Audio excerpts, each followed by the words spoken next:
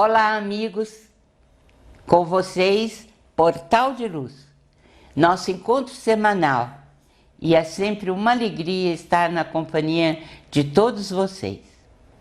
Vamos aproveitar as vibrações suaves de Chico Xavier, pedir por nós, por nossa família, pelo planeta que nos abriga. Oremos.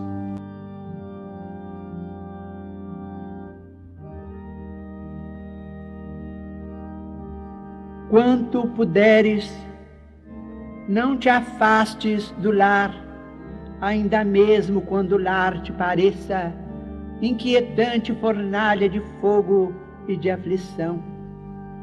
Quanto te seja possível, suporta a esposa incompreensiva e exigente, ainda mesmo quando surja aos teus olhos por empecilho a felicidade. Quanto estiver ao teu alcance, tolera o esposo áspero ou indiferente, ainda mesmo quando compareça ao teu lado por adversário de tuas melhores esperanças. Quanto puderes, não abandones o filho impermeável aos teus bons exemplos e aos teus sadios conselhos, ainda mesmo quando se te afigure acabado modelo de ingratidão. Quanto te seja possível, suporta o irmão que se fez cego e surdo aos teus mais elevados testemunhos no bem, ainda mesmo quando se destaque por inexcedível representante do egoísmo e da vaidade. Quanto estiver ao teu alcance, tolera o chefe atrabiliário, o colega leviano, o parente desagradável ou o amigo menos simpático, o subalterno menos feliz, ainda mesmo quando escarneçam de tuas melhores aspirações. Apaga a fogueira da impulsividade que nos impele aos atos impensados ou à queixa descabida e avancemos para diante, arrimados à tolerância. Porque se hoje não conseguimos realizar a tarefa que o Senhor nos confiou, a ela tornaremos amanhã, com maiores dificuldades talvez, dentro da necessária recapitulação. Não vale a fuga que complica os problemas ao invés de simplificá-los. Aceitemos o combate em nós mesmos, reconhecendo que a disciplina antecede a espontaneidade. Não há purificação sem burilamento, como não há metal acrisolado sem cadinho esfogueante. A educação é obra de sacrifício no espaço e no tempo, e atendendo à sabedoria divina, que jamais nos situa uns à frente dos outros, sem finalidade de serviço e reajustamento para a vitória do amor, amemos nossas cruzes, por mais pesadas e espinhosas que sejam, nelas recebendo as nossas mais altas e mais sublimes lições. Caros amigos, como já devem saber, meu último livro acaba de sair. Chico Xavier, Meus Pedaços do Espelho. Durante muitos anos, perguntei-me por que escrever mais um livro sobre Chico Xavier. Afinal, tantos já o haviam feito. Na verdade, o meu compromisso sempre foi com o próprio médium. Foi ele quem me pediu que o fizesse e eu me comprometi com ele, dando minha palavra de que o faria. Em 1977, quando eu levei a ele a Folha Espírita em Revista, Uma publicação nossa em comemoração aos 50 anos de sua mediunidade, ele ficou muito entusiasmado. Na revista saiu Pequena História de uma Grande Vida, um esboço de biografia que eu havia escrito em homenagem aos 50 anos. Nessa ocasião, ele me disse que a revista estava ótima, os artigos muito bons, mas pela sua durabilidade menor, sugeriu que seu conteúdo fosse passado para um livro, porque assim dificilmente se perderia.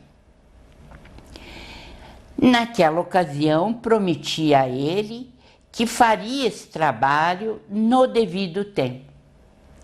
Naquele momento, eu estava sendo convocada não apenas para escrever sobre os 50 anos de sua mediunidade, que constava na revista, mas também sobre a continuidade de sua missão, que eu não sabia quanto tempo duraria.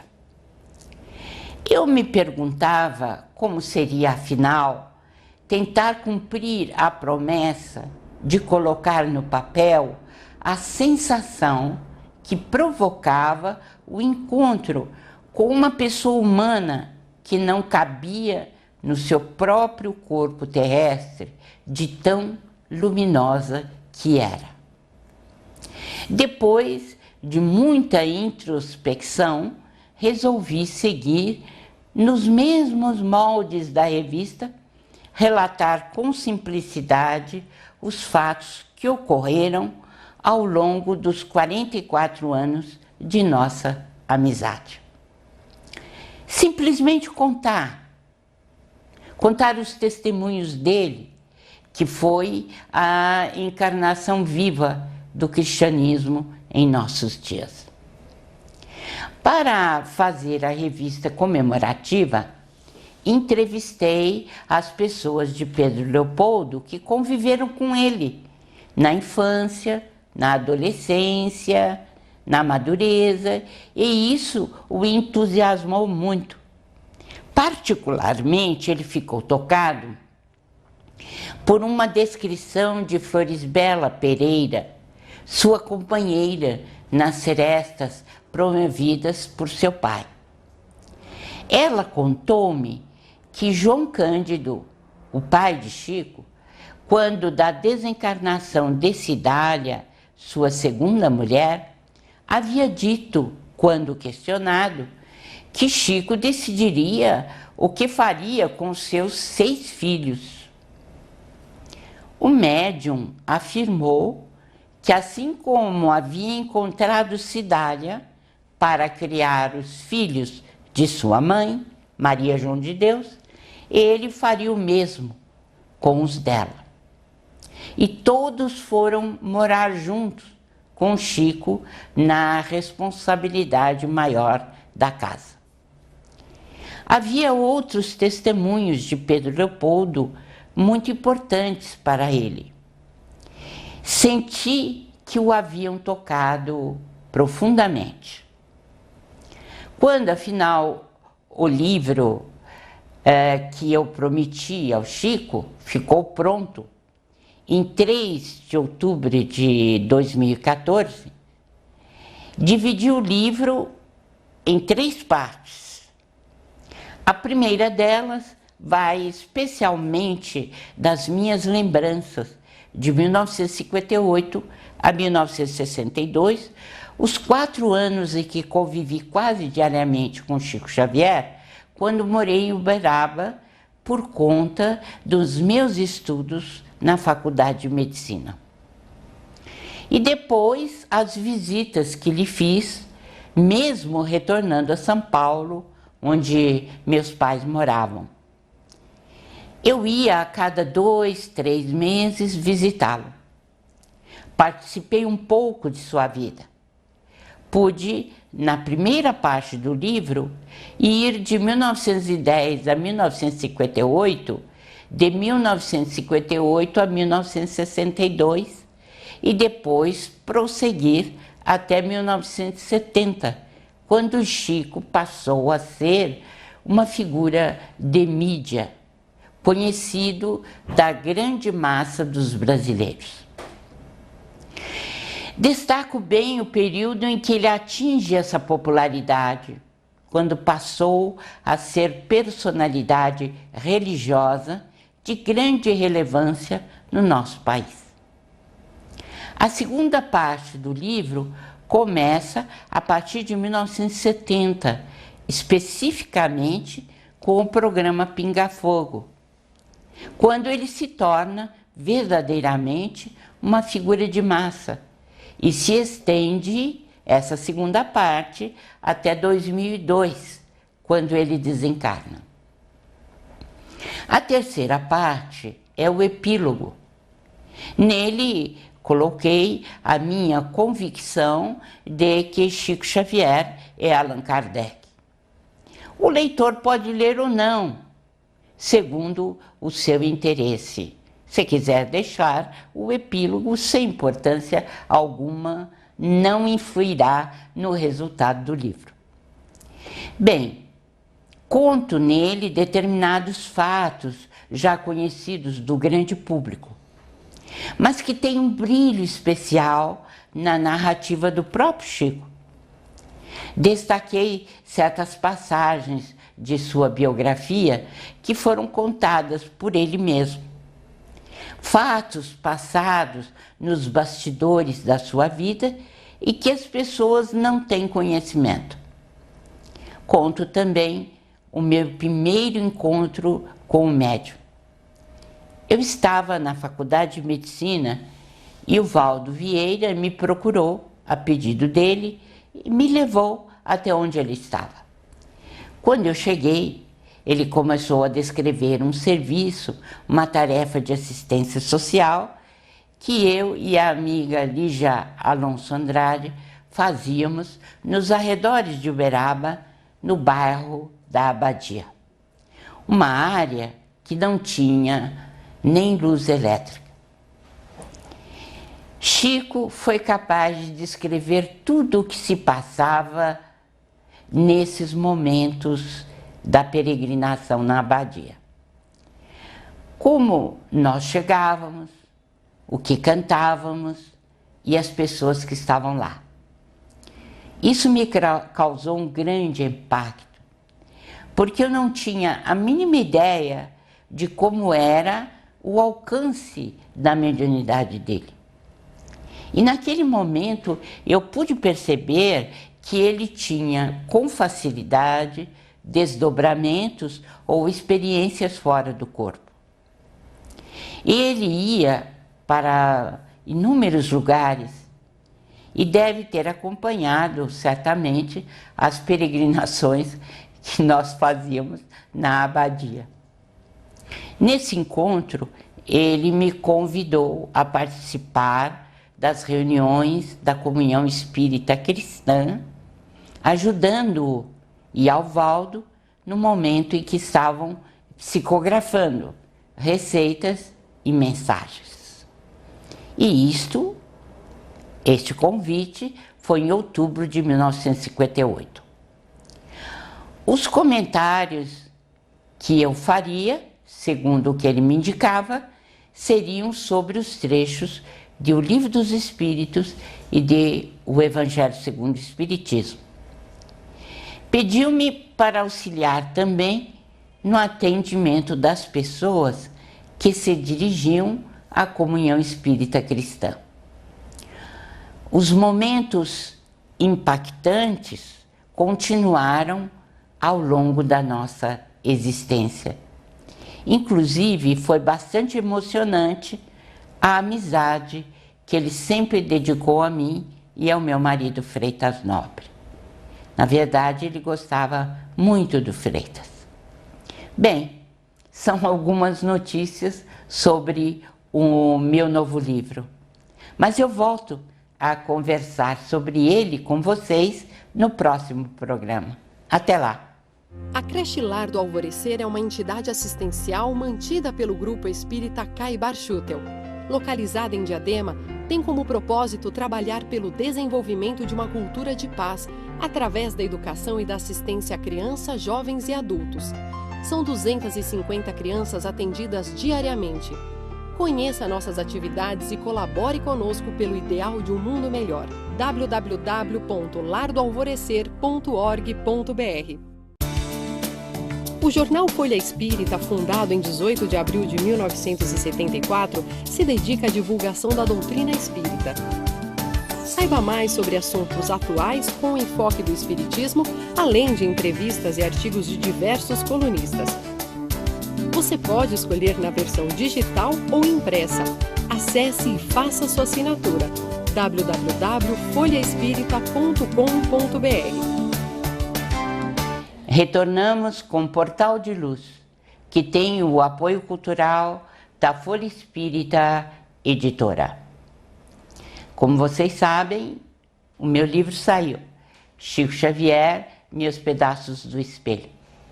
Qualquer informação, passe um e-mail ou telefone para São Paulo, conforme você vê na telinha. Nosso Maida comparece agora para nos trazer dicas para o dia a dia. Vamos ouvi-lo no Momento Doutrinário. Olá, amigas e amigos do Portal de Luz, sejam bem-vindos ao Momento Doutrinário. Vamos refletir com atenção sobre a prática da eutanásia. Chico Xavier, no livro Plantão de Respostas, Pinga Fogo 2, teve as seguintes perguntas a respeito. Que postura devemos ter perante a eutanásia? Estando o corpo físico sendo mantido por instrumento, o espírito continua ligado a ele ou não? Chico respondeu: os profissionais e responsáveis por pacientes que consentem com a prática da eutanásia, imbuídos de ideias materialistas, desconhecem a realidade maior quanto à imortalidade do espírito. A morte voluntária é entendida por eles como o fim de todos os sofrimentos, mas trata-se de considerável engano. A fuga de uma situação difícil, como a enfermidade, não resolverá as causas profundas que a produziram, já que estas se encontram em nossa consciência. É necessário confiar, antes de tudo, na providência divina, já que tais situações consistem em valiosas lições em processos de depuração do espírito. Os momentos difíceis serão seguidos mais tarde por momentos felizes. Deve-se lembrar também que a ciência médica avança todos os dias e que males antes incuráveis hoje recebem tratamento adequado. Além disso, em mais de uma ocasião, já se verificaram casos de cura em pacientes desenganados pelos médicos. Quanto à ligação do espírito ao corpo, os aparelhos conseguem fazer com que o espírito permaneça ligado a ele por meio de laços do perispírito. Isto ocorre porque eles conseguem superar, até certo ponto, as descompensações e desarmonias no fluxo vital do organismo, causadas pela enfermidade. Portanto, amigas e amigos telespectadores, não devemos concordar que quaisquer pessoas ligadas a nós e que estejam em coma, recente ou já duradoura, tenham os respectivos aparelhos desligados. Lembremos-nos sempre que a situação vivenciada pelo espírito é sempre uma escolha sua. Entretanto, se o enfermo estiver com morte cerebral irreversível, devidamente comprovada pela equipe médica, então, e somente nesta situação, a doação de órgãos deverá ser estudada como alternativa. Isto é a prática do bem que prevalecerá. Os ensinamentos do Cristo são claros. Fazei o bem sem olhar a quem. Reflitamos bastante sobre este tema. Obrigado pela companhia, saúde e paz e até o próximo encontro. A professora Sandra Marinho sempre nos traz boas lembranças para o nosso comportamento. Vamos assisti-la em Educa Tua Alma. Queridos amigos, queridas amigas, acredito que todos nos lembramos de um antigo ditado que costumávamos ouvir dos mais velhos, que dizia o seguinte: cabeça vazia, morada do diabo. Nada mais verdadeiro, levando-se em conta que a figura do diabo representa o mal, ou seja, tudo aquilo capaz de nos arruinar de algum modo, de nos prejudicar. E que a cabeça vazia significa desprovida de pensamentos produtivos e úteis que nos fazem bem, nos dão a solução dos problemas, nos impulsiona para o progresso, enfim. O trabalho é uma das leis naturais que regem toda a natureza e os seres vivos. Tudo na natureza deve cumprir um rol de atividades úteis, necessárias não apenas para o indivíduo, mas também para todo o conjunto. Observemos que tudo que existe na natureza está encarregado de realizar algum tipo de esforço. Os animais, sem saber, estão sob a égide do princípio do trabalho, pois para garantirem a reprodução e a perpetuação da espécie, agem por instinto. Basta observarmos o comportamento de uma cadelinha ou uma gatinha do nosso convívio doméstico para comprovar esta realidade. Perceberam como elas agem maternalmente, protegendo e garantindo o sustento dos filhotes? Os passarinhos também nos dão lições, muitas belas, nesse sentido. Outro dia, um passarinho apareceu de manhã no chão do quintal da minha casa. Ele estava com o rabinho cortado, certamente por algum gato. Descobrimos que se tratava de um filhote de sabiá laranjeira. Observamos que outro passarinho, que deduzimos ser a sua mãe, embora quase do seu tamanho, permaneceu sobrevoando o local nos 2 dias, olhando de perto o filhote, levando-lhe alimento e zelando por ele durante todo o tempo em que permaneceu ali, escondido no jardim. Até que no 2º dia, o passarinho, já mais fortinho, devido ao trabalho e dedicação da mãezinha, voou junto dela e se foi. Imaginem só, nós, seres humanos, dotados do magnífico dom do pensamento contínuo, com esta capacidade de escolha, o que a natureza deve esperar de nós? Mas, infelizmente, muitas pessoas não despertaram para tal realidade e perdem longuíssimas horas ociosas de mente vazia. Mas será que a mente fica vazia mesmo? Lembremos-nos que vivemos em condomínio espiritual e mental. Já falamos isso aqui no programa. Assim, uma mente ociosa irá se comprazer com outras mentes ociosas e deixar espaço para que mentes viciosas se apoderem dela. Tem uma historinha que conta a vida de 2 irmãos, ainda molecotes, que não perdiam a oportunidade de cabular as aulas e ficarem à toa pelos pomares, campos ou quarteirões da cidade onde viviam.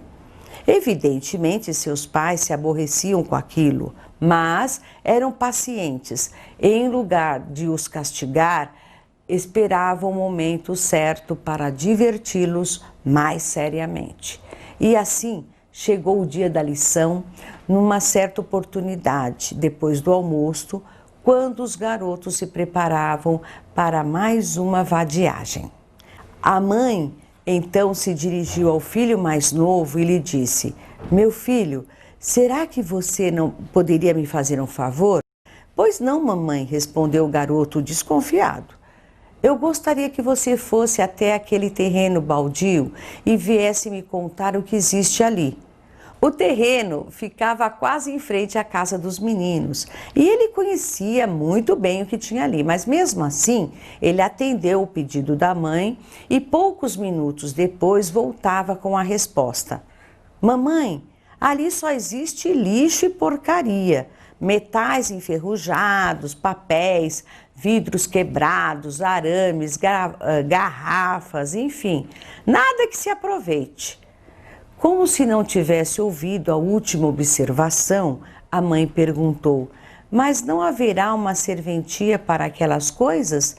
Ah, mamãe, claro que não, respondeu enfaticamente o menino. Aí a mãe, voltando-se para o filho mais velho, pediu: agora você, meu filho, vá até o portão do jardim e venha me contar o que existe nos outros jardins, nos outros quintais das outras casas na rua. Daí alguns minutos o primogênito voltou descrevendo: nos outros terrenos há as casas, pomares, jardins. Que coisa, né? Disse a mãe pensativa. Por que será que se acumularam tantas coisas inúteis no terreno baldio? Ao que os meninos responderam numa só voz: ora, mamãe, porque está vazio. Foi daí que a sábia genitora concluiu: pobre terreno, não sendo aproveitado para nada, transformou-se em depósito de lixo. Isso dá o que pensar, pois é como os dias de nossa vida. Se não soubermos aproveitá-los, vão se enchendo de coisas inúteis. Uma vida ociosa é como um terreno baldio, recolhe tudo que é de ruim e imprestável. É por isso que na vida do homem trabalhador e estudioso, que sabe encher os seus dias, não há lugar para os vícios, para as maldades e enganos de qualquer espécie. Na historinha, os meninos guardaram para sempre a lição e mudaram de vez o seu comportamento tão pernicioso de não fazerem nada, de jogarem o tempo fora. E assim, pensemos na lição para a nossa vida. Até a próxima. E chegamos ao final do nosso Portal de Luz de hoje. Foi uma imensa alegria estar na companhia de todos vocês. Até a próxima semana.